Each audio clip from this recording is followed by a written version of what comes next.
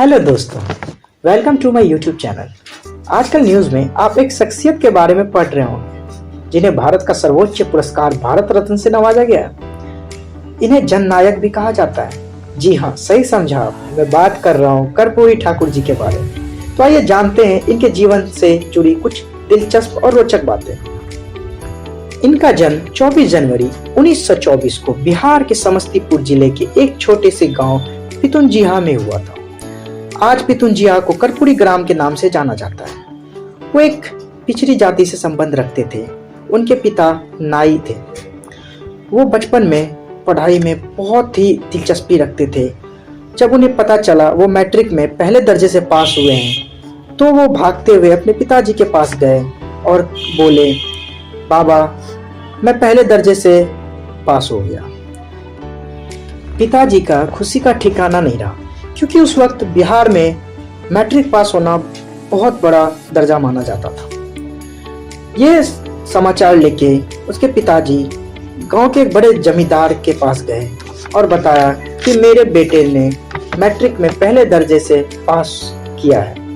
तो जमींदार का कोई प्रतिक्रिया नहीं था और उसने कर्पूरी से कहा, चलो इधर आओ और मेरे पैर दबाओ। यह बात कर्पूरी जी को दिल से लग गई। तो आइए जानते हैं कैसे एक गरीब पिछड़ी जात का लड़का एक छोटे से सफर को तय करता है और मुख्यमंत्री बनता है।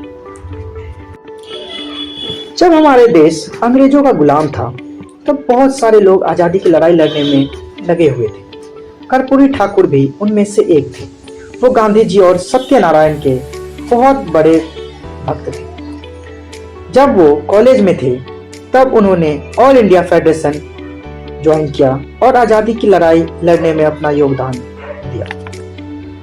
एक समय ऐसा आया उन्हें अपने कॉलेज की पढ़ाई छोड़नी पड़ी ताकि वो भारत छोड़ो आंदोलन में हिस्सा ले सके। उसी दौरान उन्हें 26 महीने की जेल भी हुई थी और उन्हें 26 महीने जेल में गुजारने पड़े थे। आज़ादी के बाद वो अपने गांव के एक छोटे से स्कूल के शिक्षक बन गए और कुछ सालों बाद उनका राजनीति सियासत शुरू हो गई।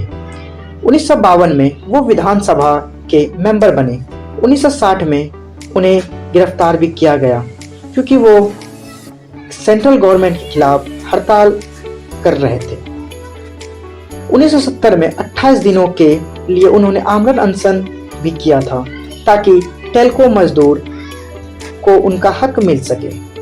टेल्को मजदूर को आज टाटा कंपनी के मजदूरों के नाम से भी जाना जाता है।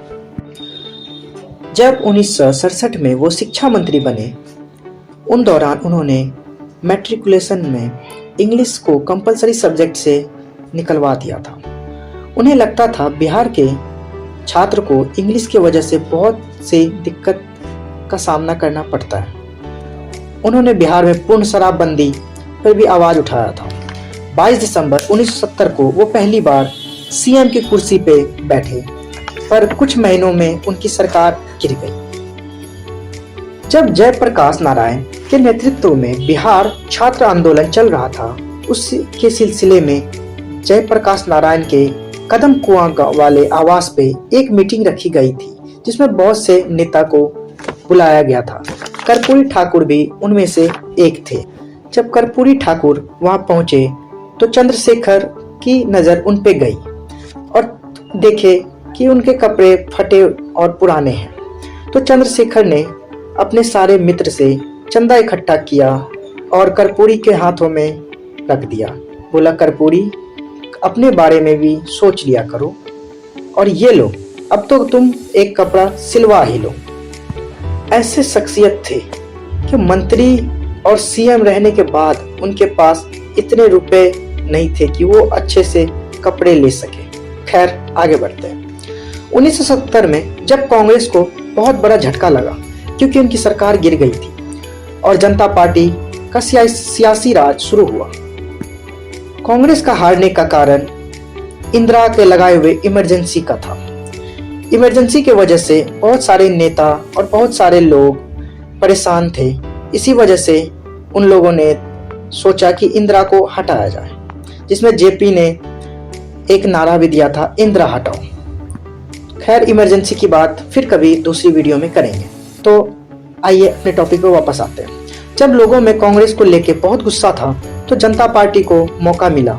उस वक्त कर्पूरी ठाकुर दूसरी बार बिहार का मुख्यमंत्री बने। उनका कार्यकाल 24 जून 1977 से 21 अप्रैल 1979 तक रहा। फिर उनकी सरकार गिर गई।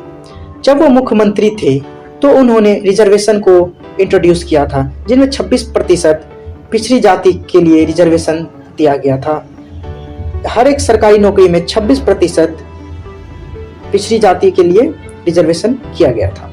वो बिहार के बहुत से दिग्गज नेता के गुरु भी कहलाते हैं, जैसे नीतीश कुमार, लालू प्रसाद यादव, रामविलास पासवान और भी बहुत सारे दिग्गज नेता इनको अपने गुरु मानते थे। तो ऐसी थी इनकी जिंदगी। तो अब फाइनली 17 फरवरी 1988 को उनका स्वर्गवास हो गया। तो ये थी बिहार के जननायक की कहानी, जिन्हें गरीबों का मसीहा भी कहा जाता है, और इन्हें 24 जनवरी 2024 को भारत रत्न से नवाजा गया है। Thank you. Hope you like this video.